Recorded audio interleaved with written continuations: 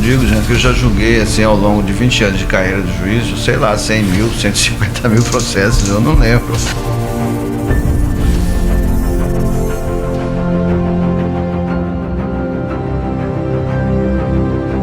Então, para o juiz, não pode ter o processo mais importante e menos importante.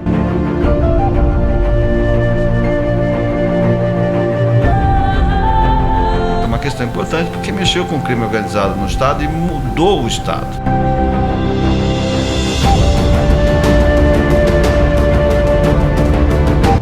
Quem dominava aqui era o crime organizado, ou seja, se não tinha situação e oposição, as duas eram do crime organizado.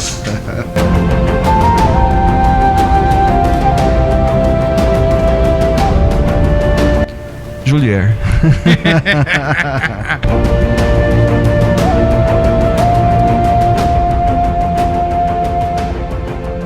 Olá, meus amigos e minhas amigas, estamos começando mais um podcast Agora Vai, aqui pela TV Comunitária de Cuiabá. Eu sou Jean Borsatti, você já me conhece, já passei por aqui outras vezes. E antes da gente apresentar o nosso convidado, eu quero pedir para você acessar www.tvcomunitariadecuiabá.com.br. Lá você vai ficar por dentro de todo o conteúdo que é produzido aqui pela TVC, que fica aqui no querido bairro Pedra 90. Nosso convidado de hoje é ex-juiz federal, também foi candidato a prefeito por Cuiabá por duas vezes, 2016 e 2020. Agora está como candidato a deputado federal pelo Partido dos Trabalhadores. Eu converso hoje aqui com o Julier Sebastião.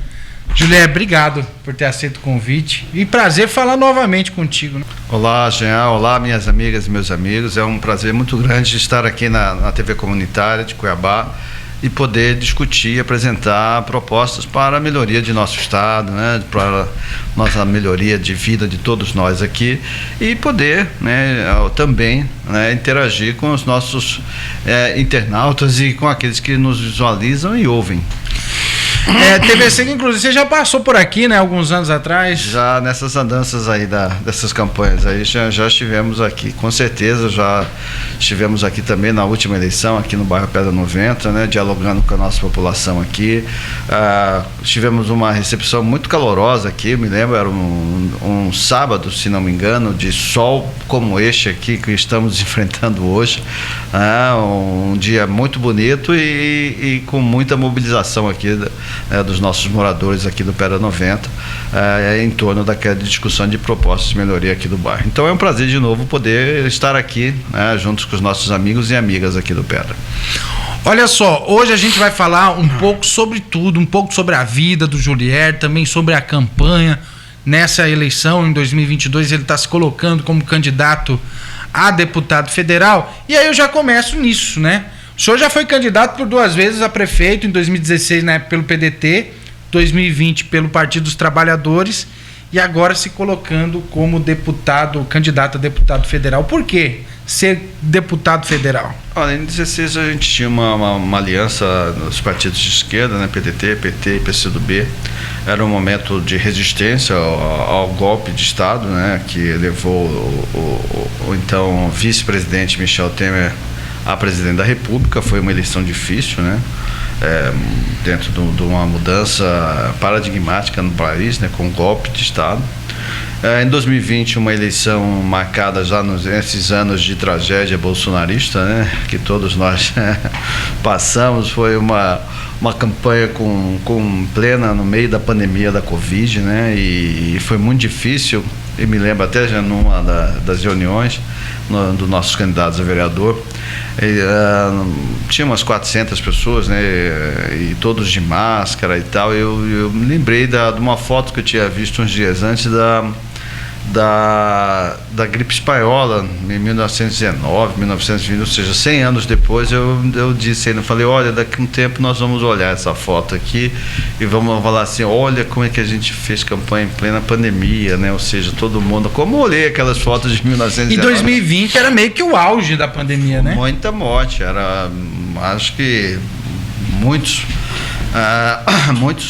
famílias foram dizimadas pela Covid, né? Eu não sei você, mas eu também peguei Covid em 2020. Se eu peguei, eu não sei. Não, eu só fiquei sabendo porque eu fui fazer o teste e aí deu que já tinha tido. Mas eu não senti nada, nem senti os sintomas, enfim. Mas infelizmente, muitas das vítimas que nós tivemos aí, desses quase 700... Você perdeu alguém na família por causa da Covid? Todos perderam, né? Eu acho, amigos, todos que perderam familiares, amigos. Então, por isso que eu estou dizendo, dentro desse contexto, foi naquela campanha muito difícil. E agora estamos aqui em 2022, né? Justamente para nós termos no Congresso Federal, né? Um parlamentar federal, que seja ligado ao governo Lula, que sem dúvida nenhuma se instaurará a partir de janeiro, a partir de 1º de janeiro, e de podermos resgatar os direitos que foram dizimados, né, nesses 4 anos de governo Bolsonaro, né? Por isso que eu falo sobre o Federal dos Direitos, porque hoje eu não posso falar que vou ser deputado federal só para defender a educação, a saúde, o meio ambiente, não sei, tem uma área específica, porque todas as áreas foram afetadas. Vamos pegar a questão das cidades, foram abandonadas pelo governo federal, não há nenhuma iniciativa. Eu pego aqui Cuiabá e Mato Grosso e falo, o Bolsonaro mandou um prego para cá e ainda é cheio de bolsonarista aí. Aqui no Mato Grosso, só que eu vou te falar uma coisa. Vem diminuindo, tá? Vem diminuindo. Bolsonaro, eu pego o exemplo esse Nelson Barbudo aí, que é do Bolsonaro. Às vezes ele estava xingando o Lula de vagabundo, de bêbado, etc. Aí deu uma resposta para ele nesse sentido. Falou, olha, vocês não trouxeram um prego para cá, o deputado federal do nível, da base do Bozo aí, não trouxe um prego para cá, o Bolsonaro não mandou nada para cá. O que a gente pega aqui, Cuiabá, especificamente, por exemplo, estamos no bairro Pedra 90, foi tudo feito durante os governos de Lula e Dilma, né? Ou seja, se tem aí as trincheiras, se tem um estádio, se tem alguma coisa lá na cidade e aqui foi durante o governo do PT, né? Então é a hora de resgatarmos por isso o Federal dos Direitos. Já vou fazer propaganda, né? Claro. Vou falar, deputado federal é Julier 1310, né? O deputado 10, nota 10, né? 13 que é 10. 13 que é 10. É bom de marketing você aí. Mas, Julier, esse ano vai ser uma campanha difícil, né? Porque o Brasil ele tá mais polarizado do que nunca, entre o bolsonarismo e o lulismo, o petismo, enfim. É claro que existe uma diferença bem grande entre os dois, né? Apesar que muita gente tenta equiparar, não, isso é uma idiotice, né? Sem tamanho. Não existe comparativo, né? Agora, como fazer campanha, ainda mais o senhor sendo do PT, sem correr sério algum risco? Porque o que a gente está vendo ultimamente é preocupante. Olha, eu assim... me preocupa essa questão da violência política, sem dúvida nenhuma, até porque nós já tivemos casos graves de morte, como lá no Paraná agora, né? Com o tesoureiro do PT Foz do Iguaçu. Então, algo grave, né? Então, a gente precisa sim tomar cuidado com isso, né?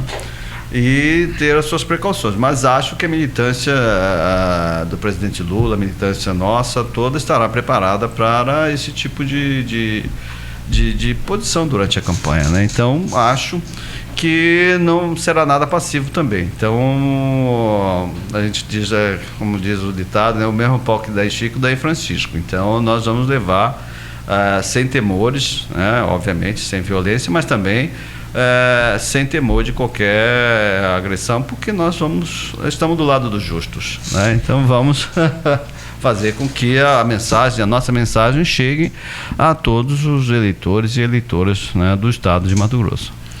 Agora, o senhor está com 53 anos, né? O senhor nasceu em Chapada dos Guimarães. O que você fazia lá em Chapada durante a sua infância? Quanto tempo você nasceu e logo veio para Cuiabá? Como é que foi? Eu nasci, esses seus primeiros anos de vida? Eu nasci lá no distrito de Mundo Novo, na Chapada, né? Um distrito da nossa querida Chapada, que já foi o maior município do mundo, né? Do mundo? A Chapada já foi o maior município, porque até judicialmente a comarca, né, de Chapada pegava... mas em território? Sim, no tamanho, na sua localização. Sim, eu achei que era de habitante. Não. Era o maior de extensão, né? E eu nasci lá no distrito de Mundo Novo. Hoje é cidade, né? Mundo Novo. Não. Ainda distrito. É distrito lá de Chapada. Então eu fiquei lá, nós moramos por 2 anos, aí meus pais vieram para Cuiabá. Aqui, morei no Araés, Alvorada, Boa Esperança, né? Os bairros aqui da cidade. E estudei no Baú, né? Estudei, que era o antigo Colégio Estadual José Estevão, que não existe mais, porque aqui o Mauro Mendes tem essa moda de fechar a escola, né? Então, escola a gente deve abrir, não fechar, né? Que foi o que o Lula fez em relação às universidades e institutos federais, por exemplo, né? Durante os mandatos de Lula e Dilma, se ampliou o número de vagas nas universidades, se criaram universidades e institutos federais de ensino, né? Então, ao contrário do Mauro Mendes, que fecha a escola. Estudei aqui na UFMT, enfim, em toda a trajetória aqui postada no Estado, e fui candidato a prefeito 2 vezes aqui, já, né? Mas tenho ainda minha casa na Chapada, sou, né, gosto da Chapada, portanto sou chapadense também. Eu costumo dizer, sabe o quê? Que quando eu ficar mais velho um pouco... que eu sei lá, quando chegar a hora de eu me aposentar, alguma coisa, se bem que hoje tá difícil até de se aposentar. Não, né? tem mais aposentadoria depois dessa reforma da Previdência do Eu quero morar em Chapada. Eu também digo que quando eu me aposentar, vou morar em Chapada e vou ser candidato a prefeito lá de Chapada, mas isso é brincadeira. Porque eu gosto de lá, eu gosto da minha cidade. E a tua relação com Cuiabá, você chegou aqui há 2 anos, você falou que você tinha... 2 anos de idade. 2 anos de idade, sim.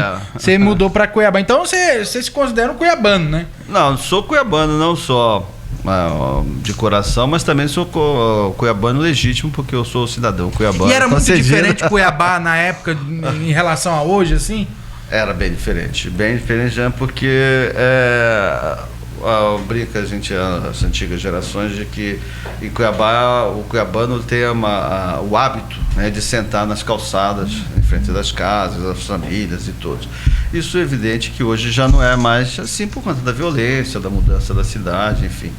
Mas é uma das coisas que eu acho importante, da simplicidade da vida cuiabana, né? Então eu gosto muito dessa vida.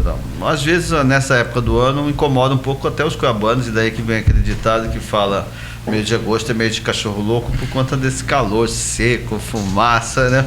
E aí a origem que aqui faz tanto calor em agosto, é tão seco que até os cachorros ficam loucos, entendeu? Então, agosto é mês de cachorro louco, né? Então, é essa simplicidade cuiabana. Eu acho que da gente poder retratar essa simplicidade dos moradores aqui da Baixada Cuiabana, que tem sido subrepresentados dentro da política de Mato Grosso. Obviamente que não se faz divisão, não se pode fazer a divisão política do Estado, enfim, mas a Baixada Cuiabana tem sido subrepresentada politicamente, e acho que é a hora também da gente fazer esse resgate. Por isso a nossa candidatura, né, de poder trazer não só aos moradores da Baixada Cuiabana, mas de todo o Estado, para essa compreensão maior do que seja a construção de um Estado com mais renda, emprego, que todos tenham condições de dividir as coisas do Estado, né? Não podemos ter, por exemplo, só a apropriação de todas as riquezas do Estado pelo agronegócio. Por isso que a Baixada tem sido subrepresentada, né, politicamente. Então essa é a nossa ideia com essa candidatura. Mas agora, você falou em representatividade, né? Em ter destaque, como ter destaque sendo deputado federal, levando em conta que, infelizmente, o Mato Grosso é esquecido por muitas coisas. Sim. No Brasil todo. Às vezes eu fico até bravo que, às vezes, no Jornal Nacional, eles falam Cuiabá, Mato Grosso do Sul. Sim, Você já deve ter visto por várias vezes, né? E Mato Grosso do Sul veio depois de Mato Grosso. Sim, né? sim. Como ter essa representatividade e, quem sabe, ser um parlamentar de destaque nacional e estar ativo nas questões que dizem respeito a todo o Brasil. Porque a gente sabe, o deputado estadual é exclusivamente do Estado, no caso aqui o Mato Grosso. Sim, sim. Mas o federal ele vai legislar por inúmeras outras questões né? Como ganhar esse destaque, como ter esse destaque? Acho que o primeiro é ter compromisso já com os trabalhadores e com as trabalhadoras do estado de Mato Grosso, né?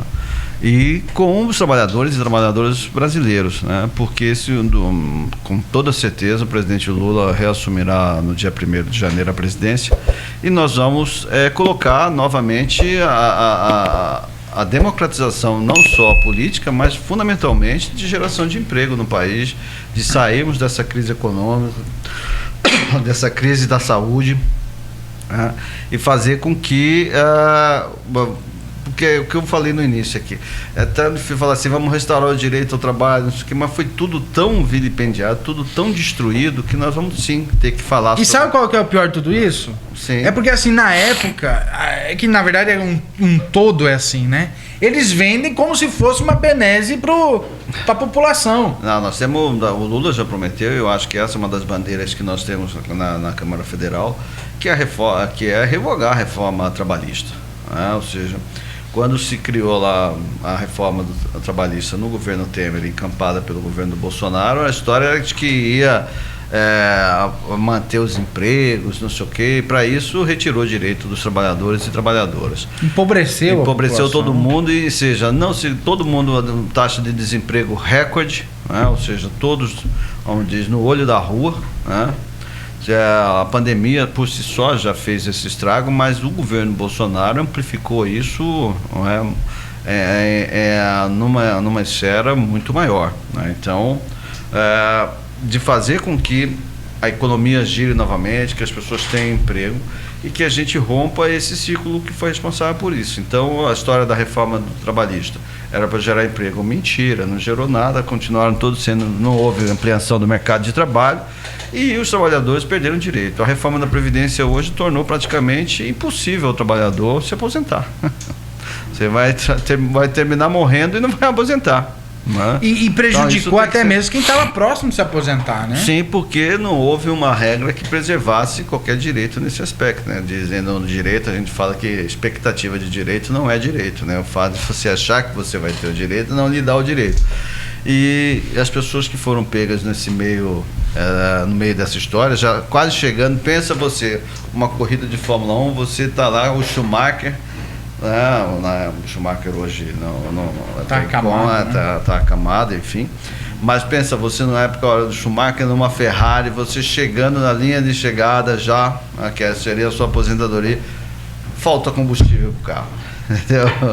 Olha a frustração. A mesma coisa as pessoas que estavam para se aposentar, né? Vem a reforma da Previdência e é como acabou o combustível para elas, né? Ou seja, está a linha de chegada, está ali, mas você não vai chegar, né? Então, isso precisa ser revisto também. Nós vamos encampar isso com o presidente Lula na Câmara Federal, ou seja, de restaurar o direito à Previdência, o direito à Seguridade, o direito ao trabalho com a revogação da reforma trabalhista, o direito à Seguridade Social, revogando a reforma da Previdência, porque as pessoas que trabalharam a vida inteira têm direito à aposentadoria, né? Você não pode morrer de idade, já não por um fatídico ou uma doença, mas pelo transcorrer do tempo, e chegar e não poder se aposentar, né? Eu vi uma matéria no jornal, acho que foi no Jornal da Globo, Jornal Nacional, não me lembro, em que mostrava que a população mais idosa, a partir de 60 anos, está voltando a procurar emprego.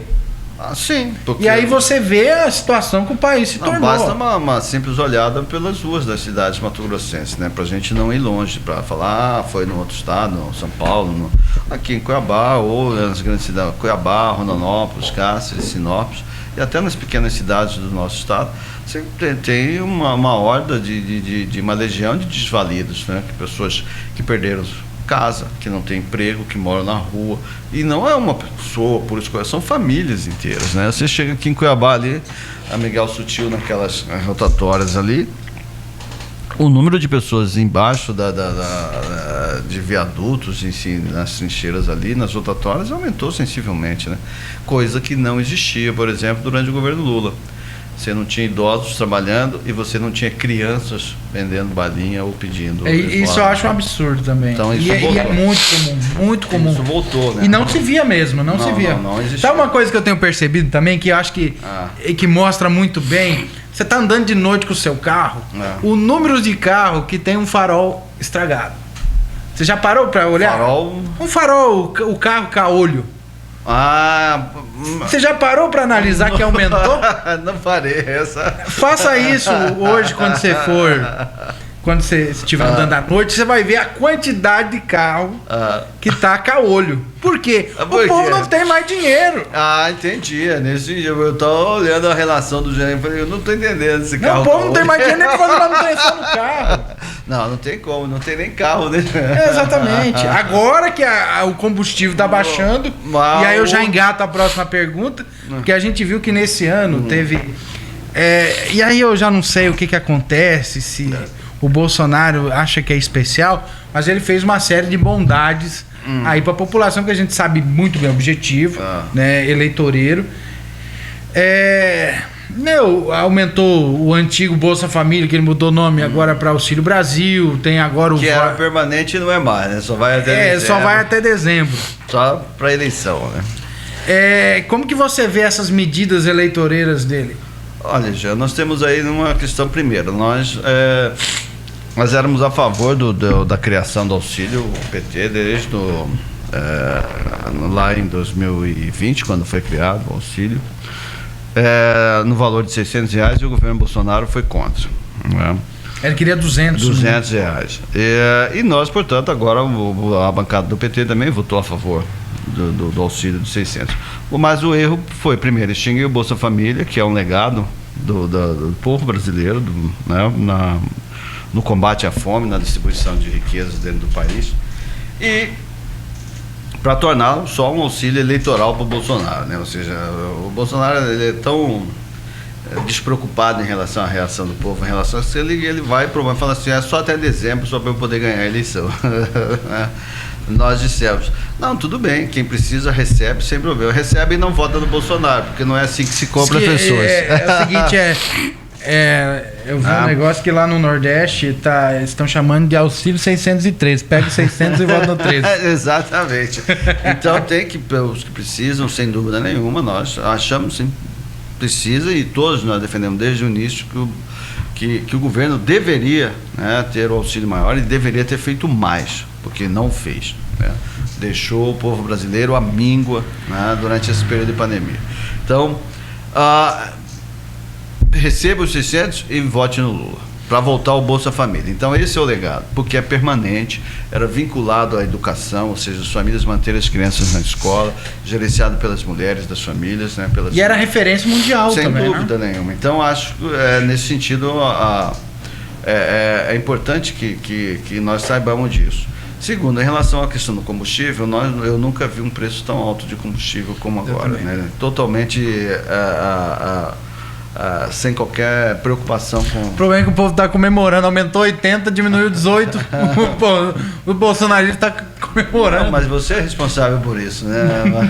Né? Você é responsável por isso. Você pega e joga a pessoa do 20º andar do prédio, ela está caindo, e você vem e fala assim, olha, fique feliz que eu não joguei você do 20º andar, foi só do 15º.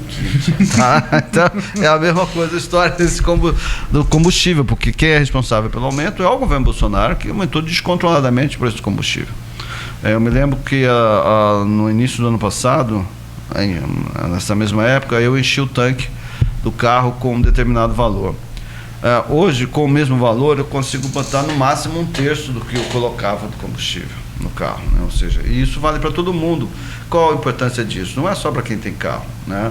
É para quem anda de transporte público, para quem come, como todos comemos, né? Ou seja, os nossos alimentos dependem de transporte rodoviário, dependem de combustível. E do jeito que está, sinceramente, além de já não ter a comida, obviamente agora não tem nem o transporte, nem o combustível. Então é preciso romper essa política de preços da Petrobras, sem dúvida nenhuma. Deixar de dar lucros exorbitantes para os estrangeiros, acionistas estrangeiros, e para o governo federal, que é o acionista majoritário da Petrobras.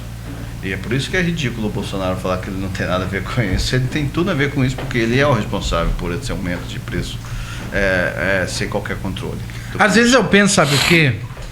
É claro que a pandemia é horrível, né? É óbvio.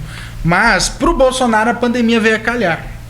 Ah, sim, porque ele não precisou governar, né? E tudo ele coloca a culpa na pandemia. Mas ele não fez nada, né? Esse que é o problema, né? Eu fico pensando, se nós tivéssemos tido o Haddad na presidência durante a pandemia, eu acho que nós não teríamos os 700 mil mortos que nós tivemos até agora em relação... Eu acho que não só o Haddad, mas qualquer outro. Porque às vezes eu fico pensando...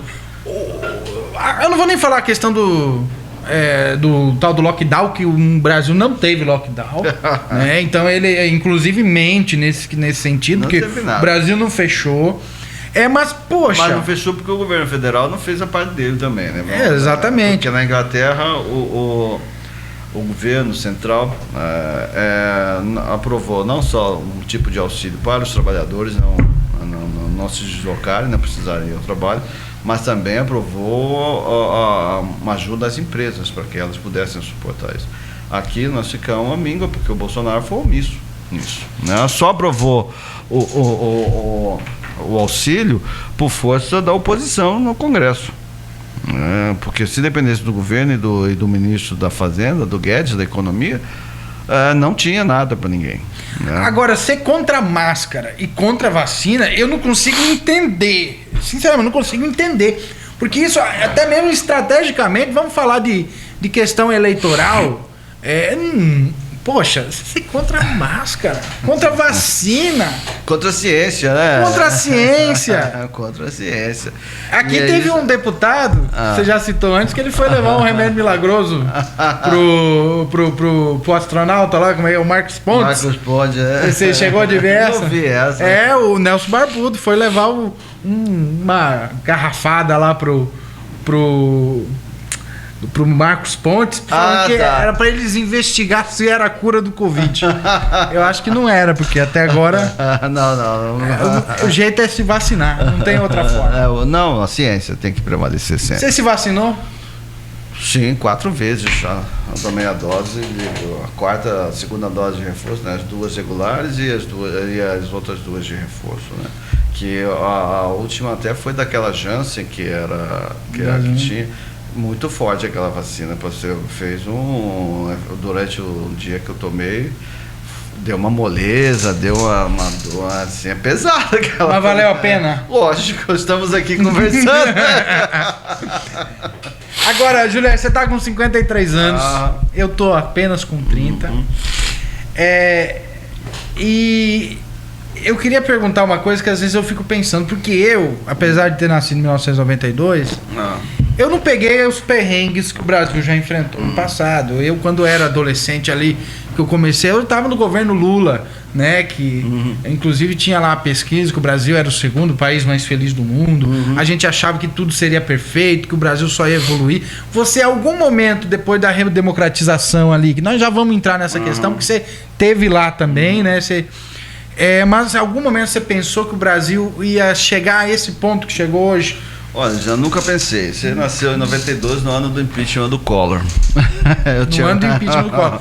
Inclusive, se não me engano, meu aniversário foi no dia do impeachment do Collor.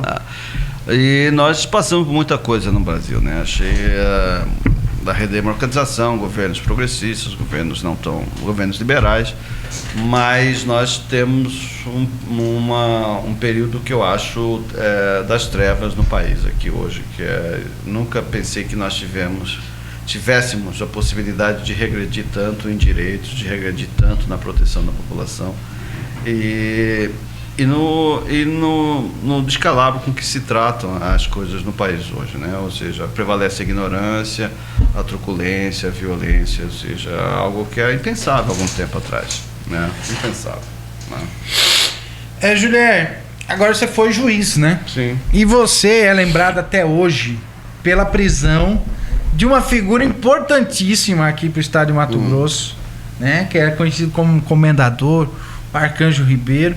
E eu queria que o senhor contasse um pouco de como que foi isso, porque na minha ideia de quem está de fora, eu acho que deve ser muito difícil para um juiz ter a coragem de sentenciar uma pessoa tão poderosa como era o Arcanjo, né? E também a organização criminosa da qual ele fazia parte. é um ato de coragem, não é? Ali foi um trabalho de Estado, né? Ou seja, das polícias federal, do Ministério Público Estadual, do Ministério Público Federal, né? Dos órgãos de Estado até da Receita Federal. Ou seja, então não foi ali uma atitude de uma pessoa, assim, é uma atitude do Estado brasileiro, por suas instituições, e que modificou o estado de Mato Grosso, né? Quem dominava aqui era o crime organizado, ou seja, você não tinha situação e oposição, as duas eram do crime organizado. Então você não tinha como, não se fazia essa liberdade política que se tem hoje de debater o Estado. E eu tenho muito orgulho dessa parte da minha história, como juiz federal, de ter propiciado com que nós tivéssemos um novo clima aqui, outros ares, né, no estado de Mato Grosso. Ou seja, nós não temos hoje pessoas que morrem dentro da criminalidade urbana, enfim, que é uma grande cidade no Frigir dos Ovos. Mas nós não temos mais os homicídios, né, cinematográficos nas vias públicas das maiores cidades do estado, ligados à briga ou à execução do crime organizado no estado, né? Então essa é uma parte importante, porque um dos primeiros, e quando falamos em direitos, um dos primeiros direitos fundamentais é o direito à vida e o direito à segurança. Ou seja, as pessoas se sentirem seguras nas suas casas, no seu trabalho, que seus filhos possam ir e voltar das escolas sem violência, ou seja, sem estar preocupados de eventualmente serem vítimas de atos de organização criminosa na nossa cidade e no nosso estado, né? Então, sem dúvida nenhuma, uma mudança profunda naquilo que era Mato Grosso e no que passou a ser Mato Grosso, né? E nesse papel, obviamente, não é uma decisão individual minha, mas eu, sem dúvida nenhuma, como juiz, participei como um papel importante dentro disso tudo. É nesse sentido que eu falei. Tem algum sentido? É difícil para o juiz dar em algumas sentenças, dependendo, ou isso não existe? As pessoas são pessoas, né? Então todos têm as suas... Você já recebeu ameaça? Sim, eu andei com segurança por mais de 13 anos da minha vida. Por conta dessa condenação? Não só dessa, mas de outras, né? De outros, juiz criminal federal, e por outros processos, enfim, né? Como caldo de galinha e cuidado não faz mal a ninguém. Então, eu andei 13 anos com segurança de policiais, enfim, algo profundamente diferente, né? Que te impõe em razão do cargo e das suas decisões, né? Então, você tem que ter uma compreensão. Então, existem juízes e juízes. Evidentemente que há juízes que não fariam e juízes que, de fato, honrariam aquilo que o seu cargo lhe impõe, né? A responsabilidade do cargo. Eu, particularmente, preferi fazer pelo que me parecia o que seria mais libertador para o estado de Mato Grosso, e nesse caso foi, né? Era livrar o estado da questão do crime organizado. Acho que nisso nós conseguimos dar não é o Mato Grosso, nós vimos aí, né? Somos daqui, a gente vê que não somos nenhuma belezura na sua representação política, mas, né, aquilo que existia de domínio da força bruta sobre a política, isso não existe mais, né? Então, graças a esse trabalho que acabou com o crime organizado no Estado, garantindo, e nisso eu digo, o federal dos direitos, um dos direitos fundamentais de todos nós, o direito à segurança, a sua e da sua família. O senhor acha que essa questão do Arcanjo foi a que mais ganhou repercussão na tua carreira, ou teve outros que também... Foi um processo entre aqueles normais. Eu digo, gente, que eu já julguei, assim, ao longo de 20 anos de carreira de juiz, sei lá, 100 mil, 150 mil processos, eu não lembro.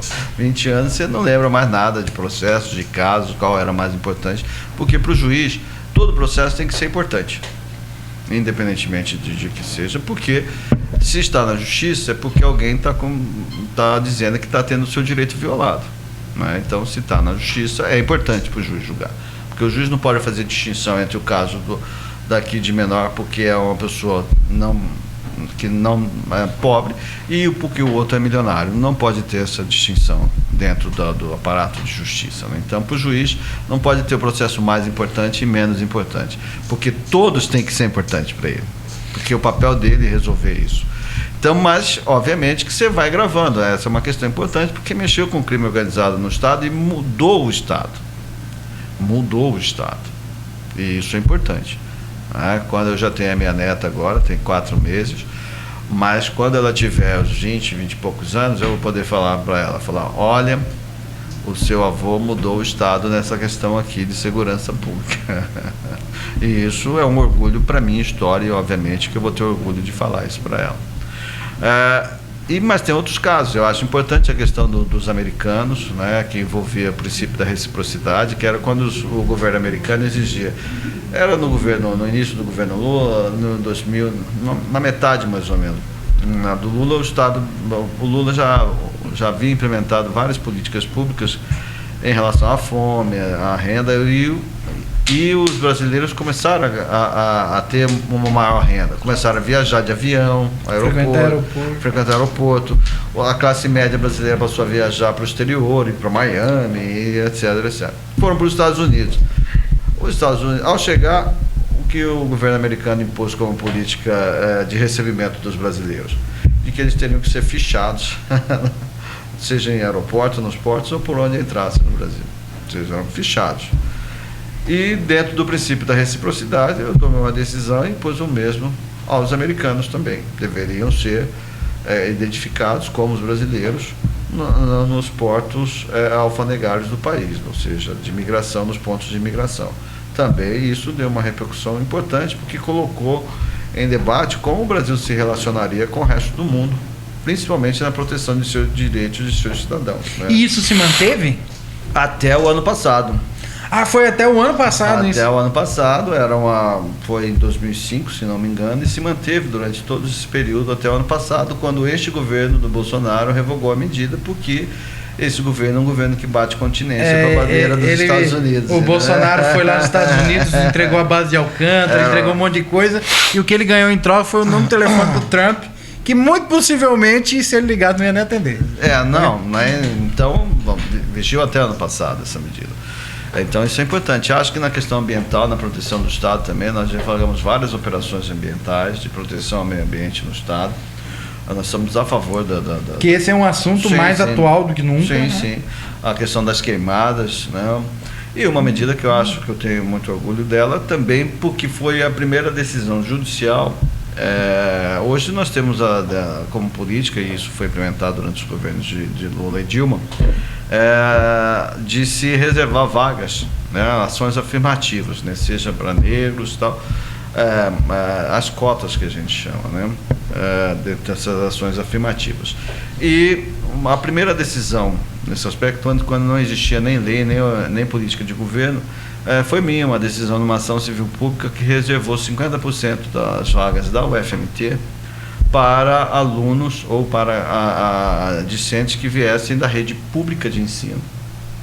Ou seja, isso me parece uma medida de grande impacto na educação brasileira, né? Ou seja, à medida que isso vem sendo implementado, nós estamos facilitando o acesso dos mais pobres ao ensino superior, né? Ou seja, porque aqui, não só no Estado, mas no Brasil, antes da ampliação das vagas no ensino superior, as vagas era uma situação assim, os pobres estudavam na rede pública de ensino até o 2º grau, e aí depois, quando os que conseguiam acessar o ensino superior, tinham que fazer pela rede privada, porque as vagas da rede pública estavam todas ocupadas por aqueles que fizeram todo o ensino primário e médio na rede privada de ensino, ou seja, aí havia inversão, né? Passou a vida toda na rede privada e ocupava a vaga do ensino público, no ensino superior. Então, é uma medida que começou, do ponto de vista judicial, a ter efetividade hoje, dentro das políticas de governo, de vários dos governos, tanto de Dilma, notadamente da Dilma, adotou a questão de se reservar vagas para os alunos que vinham da rede pública de ensino. Isso é importante para inverter esse quadro, ou seja, rico ia para a vaga pública e os pobres tinham que pagar a universidade, né? Ou seja, uma lógica absurda, né? Agora, como que veio a decisão de se aposentar da magistratura? Porque, às vezes, a gente que está de fora fica pensando, muito possivelmente um juiz ele tem um monte, eu não sei se regalia é a palavra correta, e se for ofensivo me desculpe, né? Mas tem segurança, tem carro à disposição, enfim. Como é que foi essa decisão de se aposentar assim? Teve alguém na sua família que chegou, meu Deus, você tá louco? Não, eu não me aposentei, né? Então, assim, eu pedi exoneração, né? Porque para o juiz você só aposenta com o tempo... O senhor pediu exoneração. Para mim faltavam 7 anos para eu me aposentar, quando eu pedi exoneração. Então é pior que eu imaginei. Não, é melhor, porque foi uma escolha pessoal, né? Foi uma escolha. Mas como que foi essa escolha? Não, como você chegou do nada e falou, não quero mais. Eu acho que eu sempre tenho uma história, tive militância política, né? Dentro da minha vida toda, fui de pastoral de juventude, pastoral da terra, fui do movimento estudantil, fui dirigente partidário, enfim. Sempre tive uma visão social. Na magistratura, exercia a magistratura com essa natureza, com essa base de focar no social. E mesmo se julgando e tal, mesmo sendo juiz federal, você tem limitações que você fala no processo, o juiz fala no processo, decide processos individuais. Se você quiser alterar políticas públicas de educação, de saúde, de proteção às famílias, de segurança, de emprego, você tem que ir para o legislativo ou para o executivo, ou seja, as esferas onde se decidem questões de políticas públicas, né? Então, obviamente que mesmo para um juiz, mesmo para um ministro do Supremo Tribunal Federal, a atuação acaba se limitando ao processo, né? Então, se você quiser ter uma participação política maior e mais efetiva, você deve fazê-lo nas esferas que são próprias a isso, que é o legislativo e o judiciário, né? Eu já estava há 20 anos como juiz federal e entendi que a minha contribuição pública para essa questão já havia se esgotado e não podia avançar mais além dali. Daí a escolha de poder retomar, né, a atividade política, né, porque eu acho que eu sempre brinco, o Julier não nasceu juiz federal, nasceu Julier. Entendeu? Então eu era o mesmo Julier que morou na Araeste, que morou na Alvorada, que estudou na escola técnica, no Baú, na Universidade Federal de Mato Grosso. É o mesmo Julier que foi procurador do Estado, juiz federal, é o mesmo Julier que é advogado hoje, né? Então, assim, você pode mudar seus cargos, seus ofícios, enfim, funções. O importante é você saber quem você é e a sua história e manter a sua coerência. Você se arrependeu? Não. Como dizem as minhas filhas, eu fiquei mais novo, mais alegre, mas é pesado essas porque coisas. Assim, às vezes, eu até entendo, eu acho que o papel de juiz é uma função muito complicada, né? Não, então, assim, você faz escolha. De responsabilidade também. Não, assim, eu preciso, porque eu volto a dizer, como juiz, a sua atividade é relevante, é importante, mas ela é limitada ao processo, né? Dentro da esfera da política, você podendo debater políticas públicas no judiciário, no legislativo e no executivo, obviamente que você tem uma contribuição maior dentro daquilo que passa pela coletividade, né? Tá? Então, assim, daí essa escolha, né? E de poder conversar com as nossas amigas e amigos aqui. Você sempre foi de esquerda? Olha, eu sou destro, mas eu nasci de esquerda e continuo de esquerda e acho que é assim, a gente tem que ter coerência na vida. Uma das questões importantes é você ter coerência. É comum no judiciário juízes de esquerda? Não, nós temos juízes de direita, que foi como o Sérgio Moro, partiu para o fascismo. Aqui no estado nós tivemos exemplo de magistrada que foi eleita senadora, mas era de direita, né? Nós temos um governador que veio do Ministério Público, a instituição Coeman, mas que também de direita, né? Todos apoiaram Bolsonaro, por exemplo, né? Dessa turma que eu citei. De esquerda, juízes que eram o Flávio Dino, que foi governador do Maranhão, foi meu colega como juiz federal. Nós fomos da Associação dos Juízes Federais do Brasil à época da mesma gestão. O Flávio era presidente da associação e eu era o diretor jurídico. Depois ele saiu, eu fui para outro cargo na associação, enfim.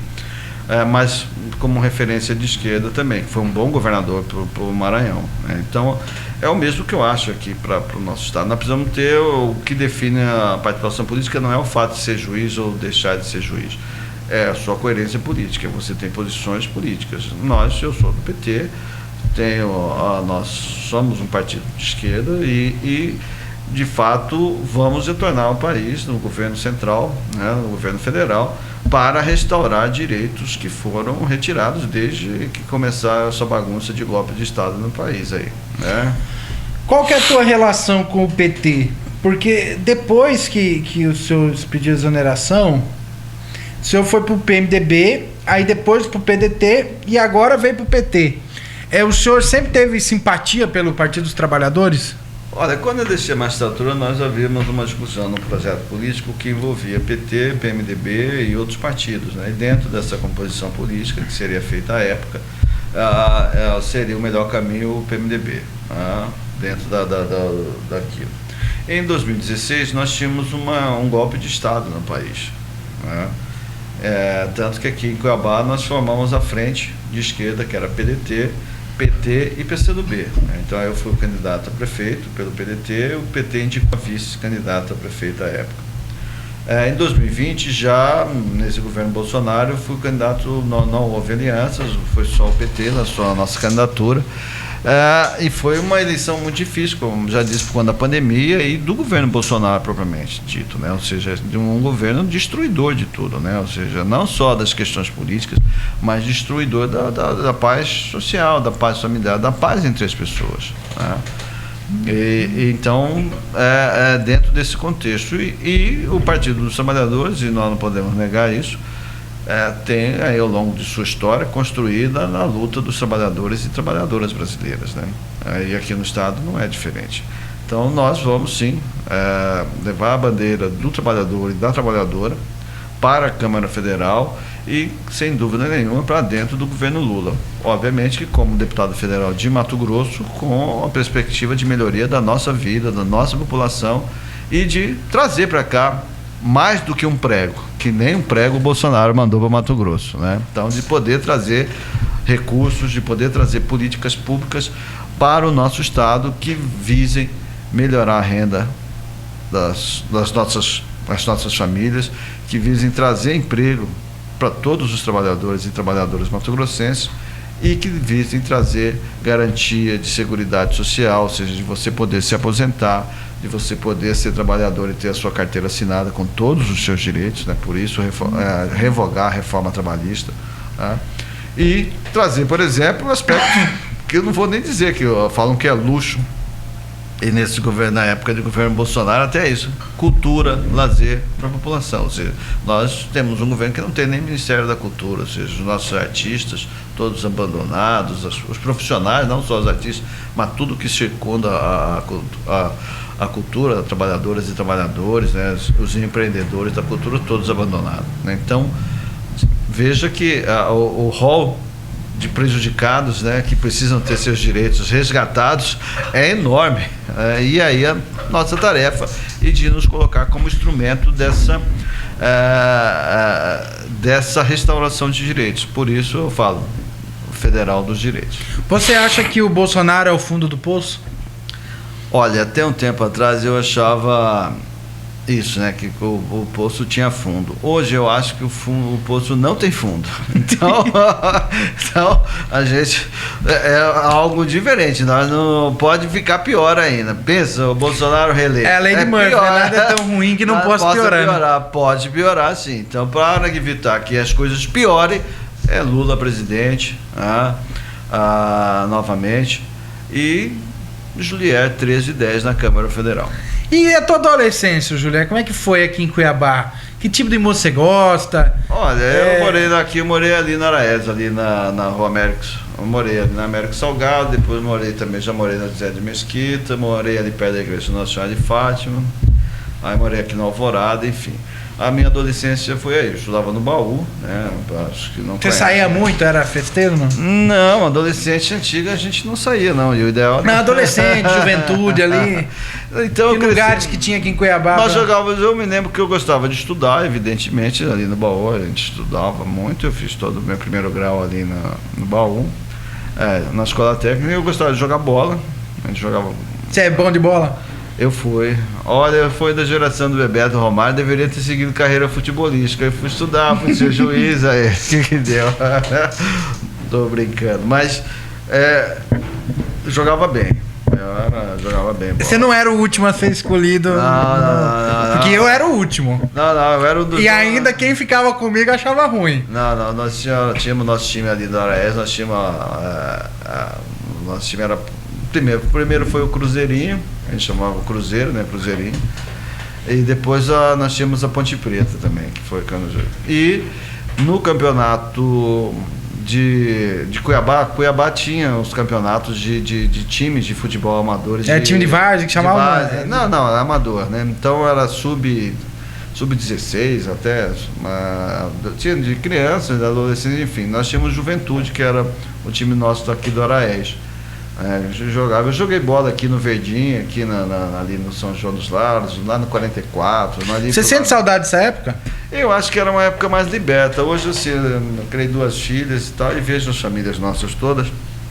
As crianças hoje nós temos que ter um cuidado em razão da violência, ou seja, a ausência de espaços públicos para crianças e adolescentes, a ausência de atividades, a ausência de políticas de cultura, de integração social, né, das crianças. Hoje, normalmente, os pais levam, as crianças vão para a escola e voltam para casa, e todos ficam preocupados, pais e mães, em relação a isso. Né? Não, como eu disse ainda há pouco, Cuiabá era comum sentar na calçada, as portas abriam, as famílias inteiras. Hoje para muitos, lazer é ir pro shopping.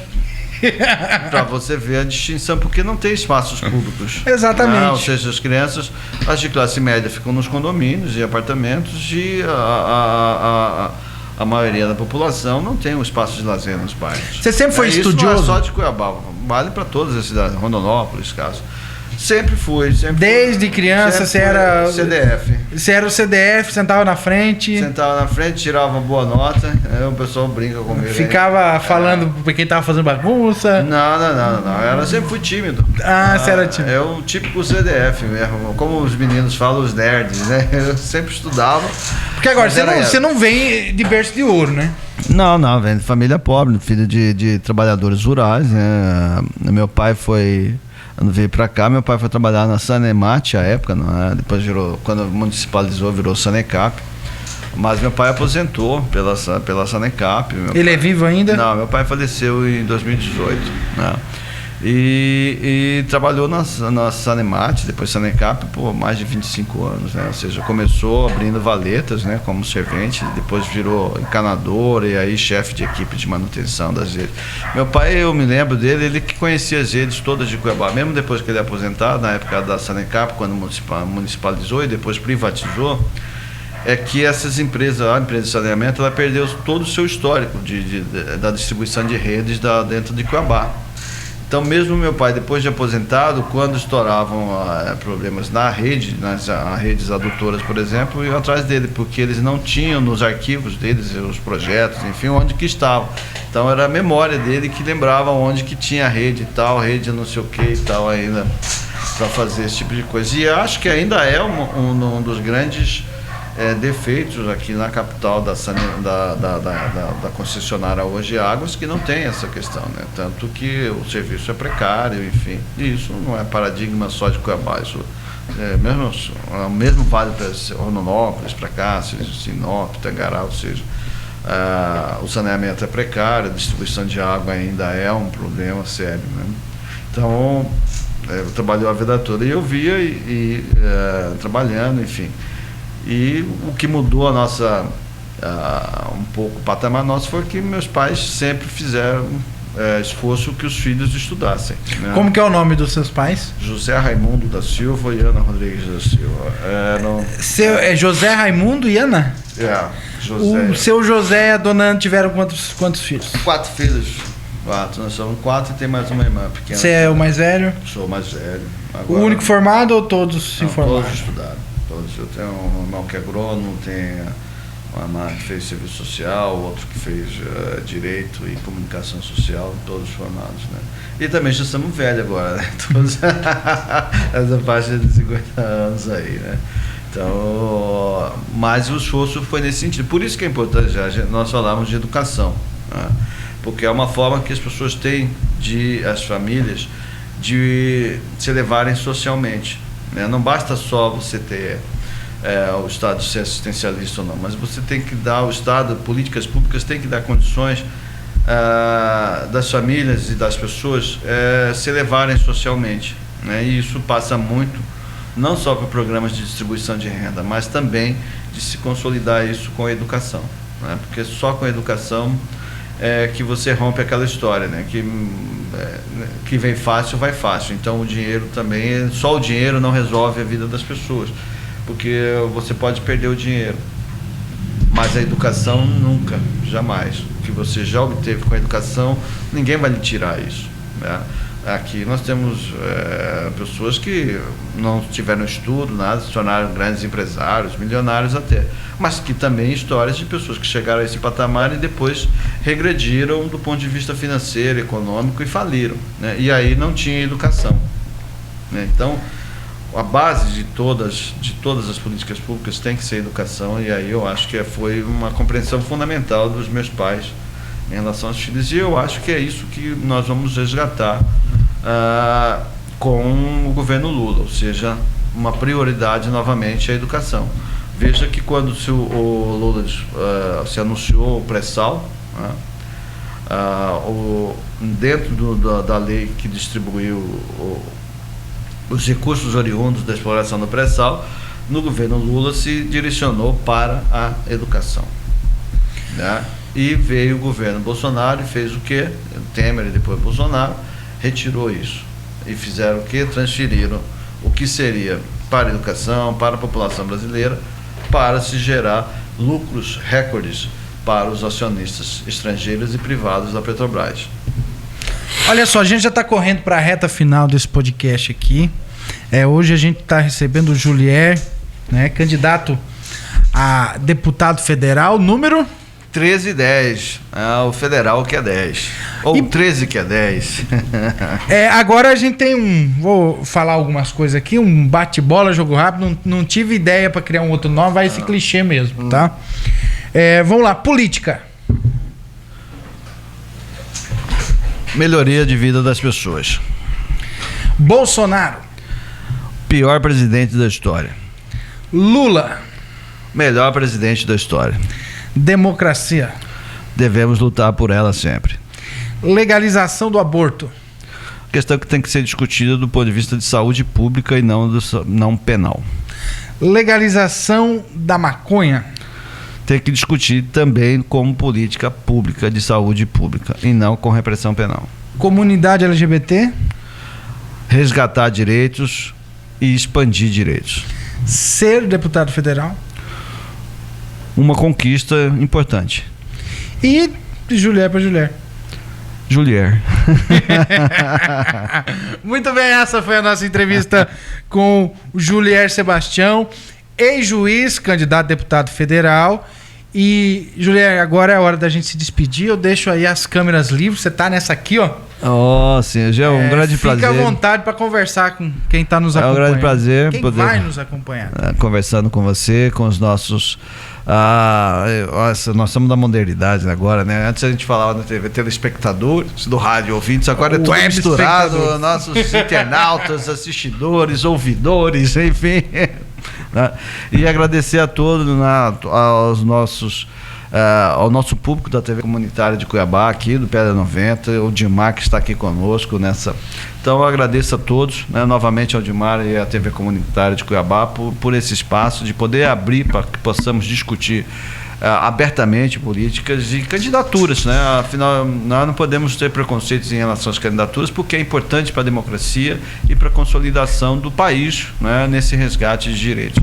Então agradeço a todos e novamente vou vender o meu jabá, né? Já ia falar, deputado federal, Julier 1310, o 13 que é 10, o federal dos direitos.